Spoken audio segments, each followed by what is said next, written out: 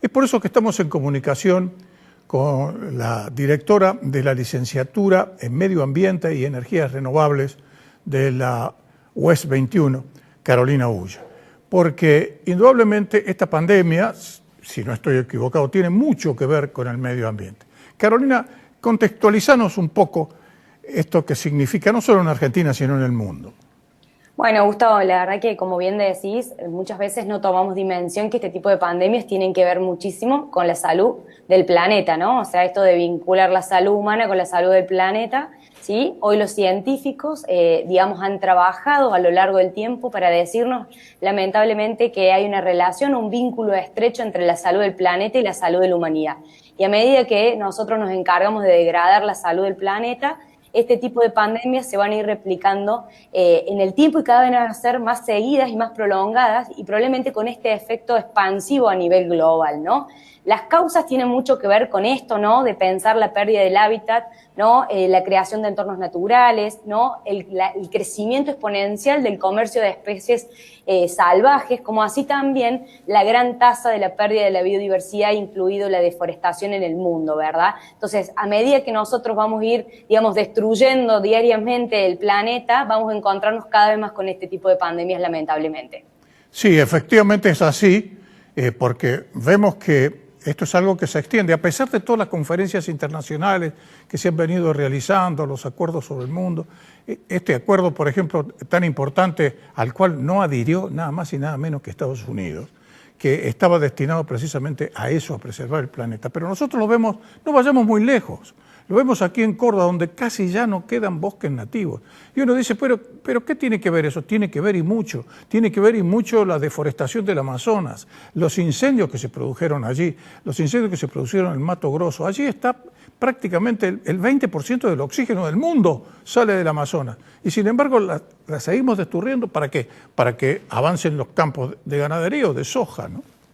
Mira, lo que es significativo este último tiempo es que hemos visto muchas notas vinculadas a esto de la aparición de distintos animales, ¿no? En ciudades, ¿no? Por ejemplo, en Mar del Plata se veían algunos lobos marinos que estaban avanzando sobre la ciudad. Y justamente, ¿no? Nos maravillábamos de la naturaleza, pero en realidad es la naturaleza la que está volviendo a sus hábitats naturales. Y en realidad como humanidad no estamos haciendo la reflexión correcta de entender que estas especies están volviendo a su casa, a su lugar natural, lugar que hemos invadido nosotros, ¿no? Los humanos. Y por el otro lado, que también parece significativo, es el tema del cambio climático, ¿no? CONAE hace poco ha tomado algunas muestras satelitales a nivel de distintos polos, digamos, de distintas ciudades industriales de Argentina, entre ellas tanto ciudad de Córdoba capital, Gran Buenos Aires, Mendoza y demás, y a Rosario mismo, en donde he encontrado una reducción de entre 5 y 6 veces la contaminación de los gases nitrógenos, ¿sí? Que están vinculados a lo que sería la actividad industrial, a lo que está vinculado a la movilidad de los autos, ¿no? Esta cuarentena lo que nos ha venido a mostrar también es el uso irracional que hacemos todos los días, ¿no? En donde cuando paramos como mundo, como planeta, la reducción del impacto ambiental, de la contaminación del aire se hace notoria, Gustavo, ¿no?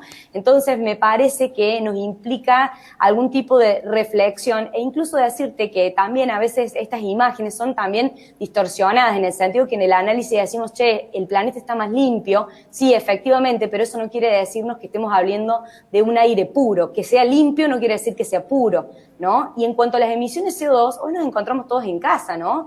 Y estar en casa, en el teletrabajo y la cuarentena todos recubiertos en casa, eso no quiere decir que no estemos generando emisiones CO2, que no estemos generando el calentamiento global. Hoy ese calentamiento global se ha transmitido o se transforma en casa, ¿no? Cuando estamos todos conectados utilizando el consumo energético, la generación de los residuos que estamos generando. Hoy estamos hablando también del calentamiento global de otra manera. Por lo tanto, me parece que la reflexión nos invita a esto, ¿no? Como humanidad, a hacer un mejor uso de nuestros recursos, porque si no lo hacemos, la salud del planeta cada vez más va a empezar a sentirse, ¿verdad? Sí, no cabe la más mínima duda. Fíjate que yo me quedo, por ejemplo, con dos imágenes. Una de ellas, la que ha sido tomada en la India, donde no se veía la cadena del Himalaya hace muchísimo tiempo. Son famosas las imágenes de la India, por ejemplo, o en el mismo Ganges, que son muy lindas fotográficamente, con esa neblina que hay a la mañana y que hace que el sol se lo vea de una forma rara. Bueno, todo eso se ha reducido como consecuencia precisamente de que hay menos contaminación ambiental. Y el otro, que han aparecido peces en el riachuelo. Es una cosa que era una cosa que realmente no podría quedarse. Mira, es decir, hay una reducción drástica, por supuesto, pero esto está indicando que los esfuerzos que se realizan en este sentido pueden tener efecto benéfico y que esto, de una vez por todas, que sirva para una reflexión absoluta por parte de la especie más invasiva que existe en el planeta, que se llama hombre, comprenda de una vez por todas de que así no podemos seguir, porque si no la naturaleza, como lo está haciendo ahora, se las cobra. Y es más, te voy a decir algo, las generaciones más pequeñas, ¿sí? La generación Z, estos jóvenes, los que tienen entre 5, 10 años, son los que están convencidos de que si nosotros hacemos mejor las cosas, la reducción del impacto ambiental es posible, ¿verdad? Entonces creo que me parece que en este contexto, en realidad, un poco la enseñanza es que estas próximas generaciones, o estas generaciones que son jóvenes, tienen súper claro, como Greta, que es la que encabeza este movimiento de jóvenes por la lucha contra el cambio climático, y que ella justamente, a partir de su patología de Asperger, nos ha movilizado como humanidad para decirnos podemos empezar a parar el impacto que estamos generando con consecuencias directas que lo estamos viendo. Por lo tanto, creo que la clase política tiene que empezar a tomar nota de esta conciencia que la gente más joven, ¿sí?, está tomando en cuanto a sus hábitos, a su consumo responsable. Probablemente incluso ni siquiera me incluya yo en esa generación. Estoy hablando de los más pequeños, los pequeños.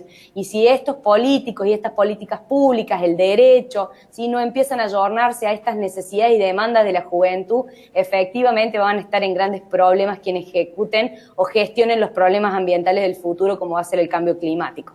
Carolina, fíjate que hay ejemplos muy notorios, ¿no? Lo que está pasando, por ejemplo, con algo que yo he conocido, señalado varias veces como pornográfico, es un solo ejemplo dentro de todo lo demás, ¿no? Que, como pornográfico, que son las cifras realmente pornográficas que cobran algunas figuras del deporte, particularmente del fútbol. Hay una de ellas que es un africano que toma lo que necesita para vivir y el resto lo manda a sus países para utilizarlos en las necesidades de la gente. Los gastos increíbles que hay, por ejemplo, en materia armamentista, que se podrían destinar, entre otras cosas, y fundamentalmente a la salud. Es decir, cambiar de una vez por todas el enfoque. E incluso la invitación es pensar lo siguiente. El último estudio de la WWF de España, recientemente lanzado, nos muestra los gastos que ha demandado la humanidad, por ejemplo, el ébola, el SARS, entre otras epidemias, ¿verdad? Y estamos hablando de cifras millonarias. Y plantea un científico, Pablo Canciani, y su equipo en Buenos Aires decía, qué interesante si destináramos todo ese dinero que se ha invertido en pérdidas económicas, en pérdida de vida, en la inversión de salud, en la forestación, en forestar y volver los pulmones del planeta, ¿verdad? Entonces creo que también tiene que ver con empezar a pensar en un uso más inteligente de los recursos, como bien planteas vos, pero sobre todo entender que hoy todo ese dinero que estamos destinando a pérdidas económicas, a pérdidas de vida, en 1.000.000 de cuestiones que estamos hoy generando, ¿por qué no fueran, por ejemplo, a reforestar, ¿no? A Córdoba le queda el 2% del bosque nativo, ¿cómo no pensar en tener más parques nacionales? Hoy la provincia de Córdoba está teniendo una política bastante fuerte, probablemente muy próximamente tengamos un segundo parque nacional que va a ser Ancenusa, por ejemplo. Claro. ¿No? La conservación es fundamental, Gustavo. ¿Sí? Más allá de la forestación, empezar a tener reservas y áreas de conservación también nos va a ayudar a evitar estas pandemias a nivel global que se van a repetir, y los científicos están seguros